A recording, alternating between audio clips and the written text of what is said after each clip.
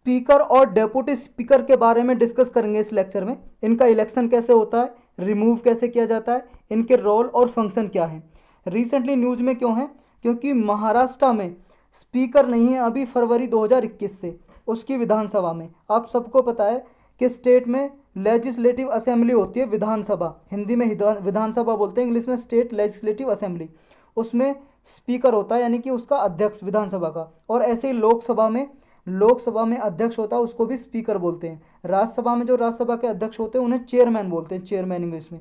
तो लोकसभा के अध्यक्ष और उपाध्यक्ष और विधानसभा के अध्यक्ष और उपाध्यक्ष कैसे चुना जाता है, कैसे रिमूवल किया जाता है, फंक्शन क्या है, ये डिटेल में डिस्कस करेंगे। रिसेंटली इसलिए न्यूज में लोकसभा का जो डेप्यूटी स्पीकर है और कई सारी स्टेट असेंबलीज हैं उनके जो डेप्यूटी स्पीकर हैं वो अभी नहीं है, मतलब उनमें उनकी पोस्ट खाली पड़ी हुई है, वैकेंट पड़ी हुई है। तो इनका हिसाब से कॉन्स्टिट्यूशन क्या कहता है इनके बारे में अगर पोस्ट खाली हो। देखो कॉन्स्टिट्यूशन, हमारा संविधान सिर्फ इतना कहता है कि जो स्पीकर का ऑफिस है वो शुड नेवर बी एम्प्टी, कभी भी खाली नहीं होना चाहिए, कि जितनी जल्दी हो सके उस पर इलेक्शन होना चाहिए। सिर्फ इतना बोलता है, कोई टाइम फ्रेम नहीं दिया हुआ कितने टाइम के अंदर इलेक्शन होना चाहिए अगर वैकेंट है सीट। अब इलेक्शन होता कैसे है, इलेक्शन होने के लिए किसी भी आदमी को स्पीकर बनने के लिए उसे मेंबर ऑफ द हाउस होना पड़ता है। लोकसभा का स्पीकर बनना या विधानसभा का, स्टेट में लेजिस्लेटिव असेंबली का, तो उसका मेंबर होना जरूरी है। लोकसभा में बनेंगे तो एमपी होना चाहिए लोकसभा से, और विधानसभा से बनेगा तो विधानसभा में एमएलए होना चाहिए। लेकिन कॉन्स्टिट्यूशन ने कोई भी स्पेसिफिक क्वालिफिकेशन नहीं दी हुई है। No specific qualification is provided by the constitution to be elected as a speaker. तो स्पीकर के लिए कोई भी क्वालिफिकेशन नहीं दी हुई है, सिर्फ इतना है कि कंट्री में जो कानून बने हुए हैं और कॉन्स्टिट्यूशन को समझते हुए कि एक स्पीकर का ऑफिस जो होल्ड कर सके ऐसे आदमी को स्पीकर बनाया जाना चाहिए। यूजुअली होता क्या है, जो रूलिंग पार्टी होती है, जैसे अभी बीजेपी सत्ता में है, बीजेपी की गवर्नमेंट है, ये रूलिंग पार्टी है, रूल इस ये कर रही है अभी हमारी कंट्री में, इसकी गवर्नमेंट है, सरकार है। तो इसका ही जो रूलिंग पार्टी होती है उसी का मेंबर स्पीकर इलेक्टेड किया जाता है, क्योंकि अपना मेंबर नॉमिनेट करेगा। और आपको पता है लोकसभा में उसकी मेजोरिटी है रूलिंग पार्टी की। जैसे इलेक्शन होगा तो ज़्यादा वोट पड़ेंगे उसी को, जिसने वो कैंडिडेट खड़ा किया स्पीकर के लिए, तो वो ही जीत जाता है। तो जनरली स्पीकर जो होता है अध्यक्ष लोकसभा के या विधानसभा में विधानसभा के अध्यक्ष, वो किससे होते हैं, रूलिंग पार्टी से होते हैं जनरली। और ये प्रोसेस क्या है, जो नॉमिनेट करते हैं, जब रूलिंग पार्टी अपने कैंडिडेट को नॉमिनेट करती है स्पीकर के लिए तो वो कंसल्ट करती है, इनफॉर्मल कंसल्टेशन। इनफॉर्मल मतलब जनरली ऐसे ही इनफॉर्म मतलब कंसल्टेशन कर लेती है, सहमति, जो और पार्टी के अदर पार्टी के लीडर होते हैं, नेता होते हैं, या हाउस में कोई ग्रुप है उनसे ऐसे ही डिस्कशन कर लेती है, कंसल्टेशन। और ये कन्वेंशन कहती है कि जब भी एक बार स्पीकर इलेक्ट हो जाते हैं, जैसे रूलिंग पार्टी के स्पीकर बन गए, तो सारी पार्टी, देखो है रूलिंग पार्टी का लेकिन सारी पार्टी रिस्पेक्ट करेंगी इस ऑफिस का, क्योंकि बहुत ही इंपॉर्टेंट ये ऑफिस होता है, तो सारी पार्टी रिस्पेक्ट करती हैं, सम्मान करती हैं। अब इनका इलेक्शन होता कैसे है, देखो लोकसभा के लिए आर्टिकल 93 है, और विधानसभा के लिए जो स्टेट की लेजिस्लेटिव असेंबली है उसके लिए आर्टिकल 178 ये कहता है कि एज सुन एज पॉसिबल, मतलब जितना जल्दी हो सके उतना स्पीकर और डेप्यूटी स्पीकर को चूज कर लेना चाहिए, इसका चुनाव हो जाना चाहिए दोनों पोस्ट का। अब वोटिंग कैसे होती है, वोटिंग होती है भाई साहब सिंपल मेजोरिटी से, simple majority of present and voting. जो मेंबर लोकसभा में प्रेजेंट है और वोटिंग कर रहे हैं उनकी सिंपल मेजोरिटी चाहिए, मतलब उनके 50% से ज़्यादा वोट अगर मिलेंगे किसी आदमी को तो वो इलेक्ट हो जाएंगे एज ए स्पीकर। और डेप्यूटी स्पीकर के लिए भी सेम ही होता है, सेम वोटिंग होती है सिंपल मेजोरिटी से। और एक बार देखो ये चीज़ याद रखनी है, इसमें जो प्राइम मिनिस्टर होते हैं या पार्लियामेंट्री अफेयर मिनिस्टर, ये नॉर्मली प्रपोज करते हैं कि किसका नाम कैंडिडेट का, कि ये स्पीकर के और ये डेप्यूटी स्पीकर के लिए इलेक्शन लड़ेंगे। जो रूलिंग पार्टी के हुई होंगे प्राइम मिनिस्टर तो, और पार्लियामेंट्री अफेयर मिनिस्टर भी, तो वो नॉमिनेट करते हैं इस कैंडिडेट को स्पीकर के लिए चुना गया है। टर्म कितनी होती है, मतलब एक बार स्पीकर चुन लिए गए तो उनका फिर कितने कार्यकाल का समय होता है, टर्म कितना होता है, कितने साल के लिए रहते हैं स्पीकर। देखो जनरली 5 साल के रहते हैं, 5 साल के लिए, जब तक लोकसभा रहती है।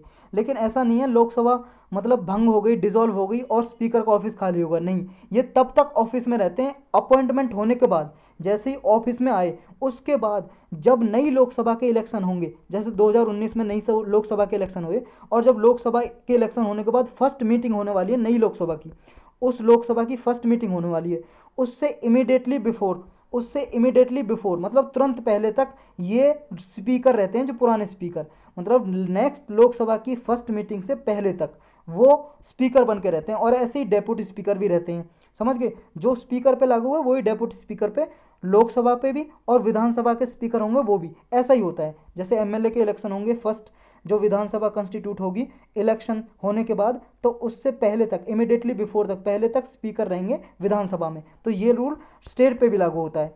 अब स्पीकर मान लो एक बार इलेक्ट हो जाते हैं तो वो दोबारा री इलेक्शन के लिए भी एलिजिबल है, मतलब दोबारा उनका इलेक्शन हो सकता है। मान लो दोबारा मेंबर ऑफ द हाउस चुन के आ गए, लोकसभा का इलेक्शन हुआ, एमपी बन गए, दोबारा से मेंबर ऑफ द हाउस है, लोकसभा के मेंबर हैं, तो दोबारा से वो खड़े हो सकते हैं इलेक्शन के लिए, स्पीकर के लिए दोबारा भी बन सकते हैं। तो ऐसा कोई रोक टोक नहीं है कि दोबारा नहीं बन सकते, ये याद रखना, री इलेक्शन के लिए एलिजिबल है। और लोकसभा जब भी डिसॉल्व होगी, मान लो भंग हो गई लोकसभा अगले लोकसभा के इलेक्शन होने, तो इसके साथ स्पीकर अपना जो ऑफिस है वैकेट नहीं करते, खाली नहीं करते, वो तब तक रहते हैं जब तक न्यूली इलेक्टेड लोकसभा नहीं आ जाती है, उसकी फर्स्ट मीटिंग होने से पहले तक रहते हैं। और ऐसे ही डेप्यूटी स्पीकर रहते हैं। अब स्टेट्स ऐसे हैं जिन्होंने कुछ रूल्स वगैरह बनाए हुए हैं अपने स्टेट में इलेक्शन कराने के लिए स्पीकर और डेप्यूटी स्पीकर के। देखो कॉन्स्टिट्यूशन तो देखो कोई टाइम लिमिट फ्रेम नहीं करता है कि इतने टाइम के अंदर अंदर इलेक्शन कराना है, और ना ही कोई स्पेसिफाइज करता है प्रोसेस का कि इन इलेक्शन के लिए क्या प्रोसेस होना चाहिए पूरी तरीके से। लेकिन इसकी पावर देता है लेजिस्लेचर को, कि कोई भी लेजिस्लेचर अपनी विधानसभा में इलेक्शन कराने के लिए वो लॉ बना सकता है। तो इस हिसाब से कुछ स्टेट हैं जैसे हरियाणा, उत्तर प्रदेश, इन्होंने कुछ टाइम फ्रेम बनाया हुआ है। जैसे हरियाणा का एग्जांपल लें हम, हरियाणा के लिए जो उसकी विधानसभा है स्टेट लेजिस्लेटिव असेंबली, उसमें स्पीकर का इलेक्शन होना है। तो इसमें यह कहा गया हरियाणा के रूल के हिसाब से कि आफ्टर द इलेक्शन, जब भी इलेक्शन होगा एमएलए के और विधानसभा कंस्टिट्यूट होगी, तो as soon as possible speaker का इलेक्शन होना चाहिए, जितना जल्दी हो सके उतना होना चाहिए। और डेप्यूटी स्पीकर का विद इन 7 डेज होना चाहिए। जैसे स्पीकर का इलेक्शन हो जाए उसके 7 दिन के अंदर अंदर किसका इलेक्शन होना चाहिए, डेप्यूटी स्पीकर का होना चाहिए।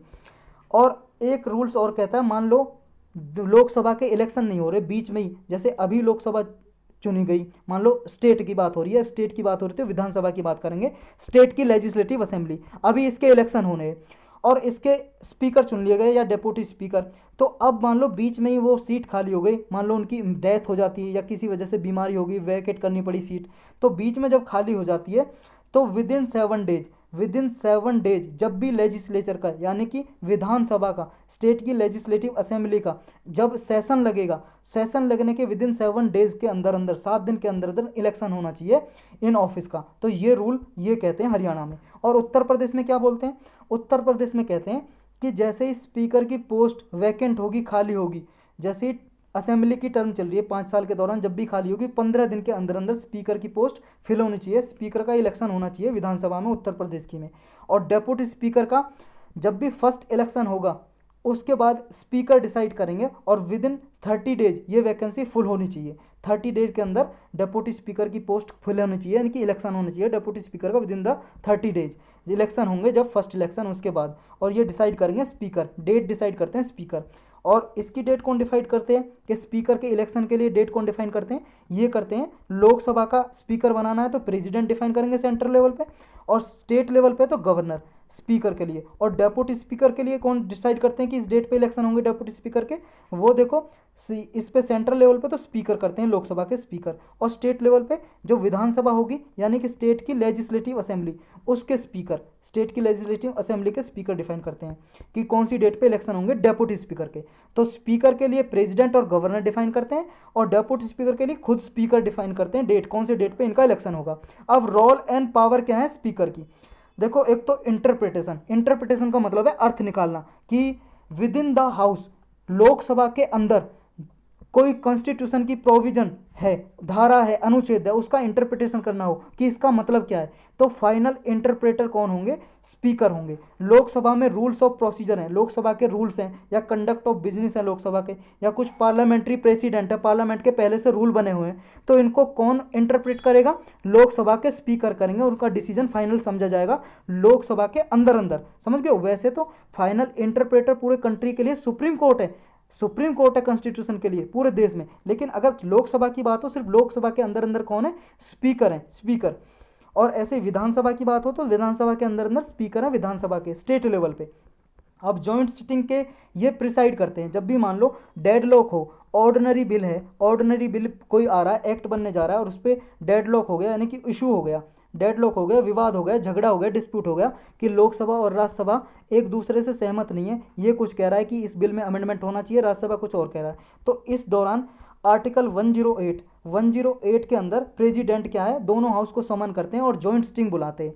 108 के अंदर जॉइंट सिटिंग बुलाते हैं और फिर इस जॉइंट सिटिंग में प्रिसाइड कौन करते हैं, दोनों हाउस, लोकसभा और राज्यसभा एक ही हाउस में बैठते हैं, एक ही घर में, एक ही बिल्डिंग के अंदर, और उसको प्रिसाइड कौन करेंगे, स्पीकर करेंगे, और स्पीकर नहीं है तो फिर डेप्यूटी स्पीकर करते हैं, डेप्यूटी स्पीकर, और डेप्यूटी स्पीकर भी नहीं है तो deputy chairman of Lok Sabha, Lok Sabha के डेप्यूटी चेयरमैन, चेयरमैन कभी नहीं करते, और डेप्यूटी चेयरमैन भी एब्सेंट है, मान लो प्रेजेंट नहीं है ये, तो फिर कौन करते हैं, फिर लोकसभा राज्यसभा के मेंबर जो इकट्ठे बैठे हैं वो चुनेंगे किसको हमें अध्यक्ष बनाना है इस मीटिंग का, तो वो प्रिसाइड करते हैं। एडजर्नमेंट सिटिंग, मान लो हाउस का सेशन चल रहा है और एडजर्नमेंट करना है, एडजर्नमेंट का मतलब है कुछ देर के लिए, कुछ समय के लिए, एक दिन के लिए, एक सप्ताह के लिए, एक घंटे के लिए मीटिंग को रोकना, स्थगित करना, तो ये डिसीजन लेते हैं स्पीकर जो बैठे होते हैं। और उस टाइम पे भी जब क्वारम नहीं है, क्वारम का मतलब है कि टोटल स्ट्रेंथ है हाउस की, जैसे मान लो 543 मेंबर हैं किसमें, लोकसभा में, अगर 1/10 मेंबर प्रेजेंट नहीं है, क्योंकि किसी भी हाउस की मीटिंग के लिए 1/10 मेंबर चाहिए, यानी कि 10%, अगर 10% मेंबर पूरे नहीं है तो हाउस की प्रोसीडिंग नहीं हो सकती, आगे सेशन नहीं लग सकता है, उसकी मीटिंग नहीं हो सकती। तो अगर 1/10 मेंबर प्रेजेंट नहीं है तो एडजन कर देते हैं, वो कह देते हैं कि एक दिन के बाद मिलेंगे, 2 दिन के बाद। और एक होता है भाई साहब यहीं पे प्रोरोग, समझ लो प्रोरोग क्या होता है, प्रोरोग होता है एंड ऑफ द सेशन, कोई सेशन चल रहा है लोकसभा का तो उसे एंड करना, ये किसका अधिकार है, प्रेसिडेंट का, प्रेसिडेंट करते हैं इसको। और अगर विधानसभा का प्रोरोग करना हो, विधानसभा का सेशन खत्म करना हो तो उसे गवर्नर करते हैं, समझ गए। तो स्टेट लेवल पर सेम होता है, बस जो काम प्रेसिडेंट करते हैं वो गवर्नर करते हैं, जो स्पीकर करता है लोकसभा का वो विधानसभा के स्पीकर करते हैं, सेम तरह। और एक डिजोल्यूशन, अगर लोकसभा का डिजोल्यूशन करना हो, भंग करनी हो तो कौन करते हैं, प्रेसिडेंट। ये सब प्रेसिडेंट जो भी काम करते हैं किसकी एडवाइस पे, प्राइम मिनिस्टर की एडवाइस पे, prime minister, council of minister headed by prime minister. और ये स्पीकर अपनी अपनी मर्जी से करते हैं कि जब मान लो इन्हें लगे कि 1/10 मेंबर प्रेजेंट नहीं है तो एडजन कर देंगे। और एक होता है एडजन सिनेडाई, एडजन है जो एडजन के आगे लग जाएगा सिनेडाई, एडजन सिनेडाई का मतलब होता है जब बिना टाइम बताए हुए मीटिंग स्थगित कर दें, मीटिंग रोक दें, आगे टाइम नहीं बताया स्पीकर ने कि कब मीटिंग दोबारा होगी लोकसभा की, तो उसे बोलते हैं एडजन सिनेडाई। कास्टिंग वोट होती है स्पीकर के पास, कास्टिंग वोट का मतलब है कि जैसे मान लो कोई बिल पास होना है, एक्ट बनना है, उस पर वोटिंग चल रही है, तो फर्स्ट इंस्टेंस में ये मेंबर है, लोकसभा के मेंबर हैं, लेकिन वोट नहीं कर सकते पहले इंस्टेंस में। लेकिन हाँ डेडलॉक हो गया, डेडलॉक हो गया मतलब डिस्प्यूट हो गया, जैसा मान लो लोकसभा में 300 मेंबर प्रेजेंट हैं और बिल के पक्ष में किए हैं 150 ने वोट किया है, और बिल के अगेंस्ट में किया है 150 ने, यानी कि बराबर हो गया। अब जब ज़्यादा होगा तभी तो भाई साहब वो बिल पास हो पाएगा। ये यस वाले वोट हैं जिन्होंने कहा बिल पास होना चाहिए, ये नो वाले हैं। अब इस टाइम पे जब डेडलॉक हो जाए उस टाइम पे स्पीकर को अधिकार है वो कास्टिंग वोट कर सकते हैं। कास्टिंग वोट का मतलब यही है जब डेडलॉक हो जाए उसको रिजॉल्व करने के लिए, सुलझाने के लिए, रिजॉल्व करने के लिए वोट करते हैं। तो अगर येस की तरफ वोट कर देंगे तो बिल पास हो जाएगा, नो की तरफ कर देंगे तो नहीं होगा। तो ये इसके पास कास्टिंग वोट की पावर होती है, इस ऑफिस के पास यानी कि स्पीकर के पास होती है, ये कर सकते हैं कास्टिंग वोट। एक होता है मनी बिल, मनी बिल आपको पता है मनी बिल को कौन, मनी बिल है या नहीं है ये कौन बताता है, स्पीकर। अगर स्पीकर ने बोल दिया मनी बिल है तो माना जाएगा, नहीं बोला तो नहीं बिल, ये मनी बिल नहीं माना जाएगा। तो फाइनल अथॉरिटी कौन होते हैं ये डिसाइड करने का, मनी बिल है या नहीं है वो स्पीकर ही डिसाइड करते हैं।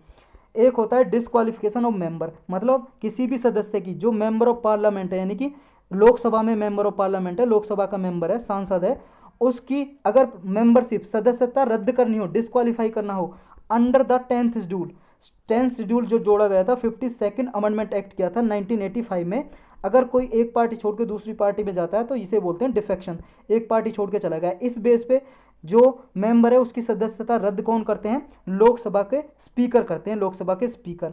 लेकिन एक चीज़ याद रखनी है, जो लोकसभा का डिसीजन होता है मेंबरशिप रद्द करने का, इसे सुप्रीम कोर्ट के वर्डिक्ट के हिसाब से, सुप्रीम कोर्ट का एक जजमेंट आया था 1992 में, 1992 में, ये इस जजमेंट का नाम था, आपने लक्ष्मीकांत में पढ़ा होगा, Kihoto Hollohan, Kihoto Hollohan, Kihoto Hollohan versus Zachillhu, Kihoto Hollohan versus V और oblique S versus Zachillhu, Zachillhu ZACHILLU।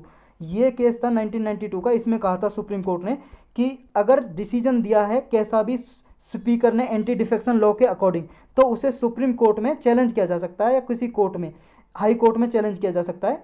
मतलब ये जुडिशियल रिव्यू किया जा सकता है उसका, कहने का मतलब है can be enforce in the court of law और can be challenge in the court, court में चैलेंज किया जा सकता है, ये चीज़ आपको याद रखनी है। जो इंटर पार्लियामेंट्री ग्रुप होता है जैसे इंडिया का है, ये उसके एक्स ऑफिशियो चेयरमैन होते हैं स्पीकर। एक्स ऑफिशियो का मतलब है जो जिस टाइम पे स्पीकर रहेंगे लोकसभा के वो ऑटोमेटिकली इसके अध्यक्ष बन जाएंगे इस ग्रुप के। इंडियन पार्लियामेंट्री ग्रुप ये क्या करता है, जो पार्लियामेंट रहता है इंडिया का उसे लिंक करता है जो वर्ल्ड के पार्लियामेंट रहते हैं, मतलब जो भी मीटिंग होती है वर्ल्ड के पार्लियामेंट के साथ जो इंडिया का पार्लियामेंट होता है तो इनको मीटिंग वगैरह होती है, तो इस इंडियन पार्लियामेंट्री ग्रुप उसमें पार्टिसिपेट करते हैं और उसमें के अध्यक्ष कौन होते हैं, चेयरमैन, ये स्पीकर होते हैं। और एक होता है जी भाई साहब, कोई भी लेजिस्लेटिव बॉडीज है हमारी कंट्री में उसको प्रिसाइड कौन करेंगे, कोई भी कॉन्फ्रेंस हो रही है कोई भी मीटिंग हो रही है लेजिस्लेटिव बॉडीज की, तो उसके भी एक्स ऑफिशियल चेयरमैन होते हैं स्पीकर, खुद स्पीकर। कुछ कमेटी भी बनाते हैं ये, जैसे लोकसभा में मेंबर हैं उन मेंबर की कमेटी बनाते हैं, जैसे एस्टीमेट कमेटी हो गई, तो कुछ कमेटी कंस्टिट्यूट करते हैं ये स्पीकर करते हैं। और ये कमेटी किसकी डायरेक्शन के अंडर काम करती हैं, स्पीकर की डायरेक्शन के अंडर काम करती हैं, फंक्शन करती हैं। और ये नॉमिनेट करते हैं चेयरमैन को कमेटी के, जो कमेटी बनाई है उस कमेटी के जो अध्यक्ष होते हैं चेयरमैन, उसको नॉमिनेट कौन करते हैं, नामांकित खुद स्पीकर करते हैं, स्पीकर, स्पीकर लोकसभा के अध्यक्ष। लेकिन 3 कमेटी ऐसी हैं जिसके खुद स्पीकर चेयरमैन होते हैं अध्यक्ष, 3 कमेटी, वो कौन कौन सी हैं आप राइट डाउन करिए। Business advisory committee, general purpose committee और रूल्स कमेटी, ये 3 कमेटी के खुद स्पीकर अध्यक्ष होते हैं, चेयरमैन होते हैं, ये चीज़ आपको याद रखनी है। कुछ प्रिविलेज होते हैं हाउस के, हाउस में जो मेंबर होते हैं मेंबर ऑफ पार्लियामेंट लोकसभा में, उनके कुछ प्रिविलेज होते हैं यानी कि स्पेशल राइट, कुछ विशेष अधिकार। उनके गार्डियन कौन होते हैं, मतलब उनकी रक्षा कौन करते हैं मेंबर ऑफ पार्लियामेंट के राइट की और प्रिविलेज की, वो स्पीकर करते हैं, स्पीकर, चाहे कमेटी हो या मेंबर हो कोई हाउस का, तो इनकी रक्षा कौन करते हैं, स्पीकर करते हैं। अब स्पीकर को हटाया कैसे जाता है भाई साहब, रिमूव कैसे किया जाता है, रिमूव करने का मतलब हटाना।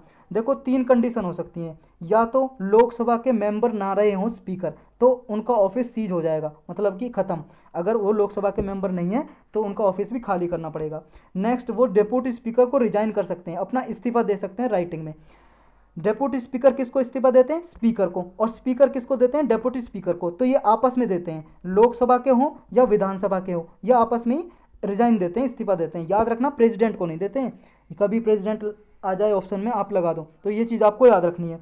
नेक्स्ट है, इसमें मान लो अब अगर उन्हें रिजोल्यूशन के द्वारा रिमूव किया जाए, उनके खिलाफ रिजोल्यूशन लाए, ये कागज है resolution of removal of Lok Sabha speaker, तो इसमें क्या है, लोकसभा के जो ऑल देन मेंबर होते हैं उनकी मेजोरिटी चाहिए होती है। ऑल देन मेंबर का मतलब है इफेक्टिव मेजोरिटी। मेजोरिटी कितने टाइप की होती है, इस पर लेक्चर बना हुआ है, प्ले लिस्ट में जाके देख सकते हो, पॉलिटी की प्ले लिस्ट में, वहां पे टाइप्स ऑफ मेजोरिटी के बारे में आपको पता लग जाएगा। यानी कि मेंबर जो होते हैं लोकसभा के, जितने भी मेंबर उस टाइम पे प्रेजेंट है उनकी ऑल देन मेजोरिटी होनी चाहिए। जितने भी मेंबर लोकसभा की सीट भरी हुई हैं, मतलब सीट वेकेंट है उनको छोड़ के, वैकेंट सीट को छोड़ के जितने भी टोटल मेंबर हैं, जितने भी इलेक्टेड मेंबर हैं, उन इलेक्टेड मेंबर की मेजोरिटी होनी चाहिए। और अगर वो यस करेंगे तो रिजोल्यूशन पे वोट कर देंगे तो ये हट जाएंगे, रिमूव किया जा सकता है इनको, समझ गए। तो यानी कि majority of all then member, effective majority या मेजोरिटी ऑफ ऑल मेंबर या ऑल देन मेंबर, ये आपको याद रखना है। अब मेंबर जब ये लेके आते हैं रिजोल्यूशन हटाने के लिए तो 14 डेज का एडवांस नोटिस देते हैं पहले, तभी रिजोल्यूशन लेके आएंगे लोकसभा में। देखो स्पीकर को हटाने के लिए, रिमूव करने के लिए या इलेक्ट करने के लिए राज्यसभा का कोई रोल नहीं होता, समझ रहे हो, क्योंकि ये लोकसभा के ही हैं स्पीकर। और इसमें क्या है, जब भी मान लो ये रिजोल्यूशन चल रहा है, रिमूवल हटाने का प्रोसेस चल रहा है स्पीकर को, तब ये हाउस को प्रिसाइड नहीं कर सकते, मतलब हाउस के लोकसभा स्पीकर बन के नहीं रह सकते, स्पीकर हैं जो अध्यक्ष नहीं हो सकते, प्रिसाइड नहीं कर सकते, प्रेजेंट रह सकते हैं मीटिंग में लेकिन प्रिसाइड नहीं कर सकते, ये चीज़ आपको याद रखनी है। और जो डेप्यूटी स्पीकर जो लोकसभा के होते हैं उनका इलेक्शन कैसे होता है ये जान लेते हैं। उनका इलेक्शन भी ऐसे ही होता है, लोकसभा के मेंबर में से ही चुना जाता है उनका, और सिंपल मेजोरिटी से उन्हें चुना जाता है। और डेट इलेक्शन की कौन फिक्स करते हैं, डेप्यूटी स्पीकर के की स्पीकर करते हैं, स्पीकर कहते हैं कि इस दिन डेप्यूटी स्पीकर का इलेक्शन होगा, फिक्स करते हैं। और स्पीकर की डेट कौन करते हैं, प्रेसिडेंट। और स्टेट लेवल पे स्पीकर की डेट करेंगे गवर्नर फिक्स, और डेप्यूटी स्पीकर की विधानसभा के स्पीकर करेंगे, यानी कि स्टेट लेजिस्लेटिव असेंबली के स्पीकर, ये चीज़ याद रखनी है आपको। नेक्स्ट है टर्म ऑफ ऑफिस और रिमूवल। देखो टर्म कितनी है, जैसे स्पीकर की टर्म होती है ऐसी डेप्यूटी स्पीकर की होती है, यानी कि 5 साल के लिए करते हैं लगभग, यूजुअली कब तक करते हैं, जब तक लोकसभा की लाइफ होती है। लेकिन जब फर्स्ट मीटिंग होती है नेक्स्ट इलेक्शन के बाद, फर्स्ट मीटिंग से इमीडिएटली बिफोर तक ये काम करते हैं जैसे स्पीकर करते हैं। डेप्यूटी स्पीकर अपना ऑफिस खाली कर सकते हैं 3 कंडीशन में, वही सेम कंडीशन है, अगर वो मेंबर ना रहे लोकसभा के तब कर सकते हैं, या स्पीकर को रिजाइन दे सकते हैं इस्तीफा, या फिर all the then member of majority resolution pass कर दें 14 डेज का नोटिस देने के बाद, तब भी ये रिमूव किए जा सकते हैं। अब इनकी रिस्पॉन्सिबिलिटी और पावर कौन सी होती है? देखो, ये जब स्पीकर का जो ऑफिस है वैकेंट रहे खाली, तो ये स्पीकर की तरह काम करते हैं, डेप्यूटी स्पीकर, मतलब स्पीकर की जगह काम करते हैं। और अगर एब्सेंट रहे, मान लो उपस्थित ना हो किसी बीमारी की वजह से, किसी वजह से, तब भी स्पीकर की तरह काम करते हैं डेप्यूटी स्पीकर। और जब मान लो जॉइंट स्टिंग हो रही है, जॉइंट स्टिंग दोनों हाउस की, लोकसभा राज्यसभा की, जब स्पीकर प्रेजेंट नहीं है, एब्सेंट है वो किसी कारणवश, तो उसे हाउस की जॉइंट स्टिंग की मीटिंग को प्रिसाइड कौन करेगा, उसके अध्यक्ष कौन रहेंगे? Deputy speaker. और डेप्यूटी स्पीकर प्रेजेंट नहीं रहेंगे तो डेप्यूटी चेयरमैन ऑफ राज्यसभा, और ये भी नहीं रहेंगे तो कोई भी मेंबर को बना दिया जाएगा, दोनों में से लोकसभा राज्यसभा के किसी मेंबर को प्रिसाइड करने के लिए, जो ऊपर हमने डिस्कस किया। डिप्यूटी स्पीकर के पास और स्पीकर के पास भी ये एक स्पेशल प्रिविलेज होता है, विशेष अधिकार। मान लो कोई पार्लियामेंट की कमेटी बनाई है लोकसभा के मेंबर में से, और अगर डिप्यूटी स्पीकर या स्पीकर, मान लो डिप्यूटी स्पीकर उस कमेटी का मेंबर है, तो ऑटोमेटिकली चेयरमैन बन जाता है उस कमेटी का। अगर मान लो डिप्यूटी स्पीकर उसका मेंबर नहीं है, अगर चेयरमैन मतलब स्पीकर, लोकसभा के स्पीकर उसका मेंबर है, तो वो भी ऑटोमेटिकली उसके चेयरमैन बन जाते हैं उस कमेटी के। ये आपको याद रखना। तो यही था बस इस लेक्चर में।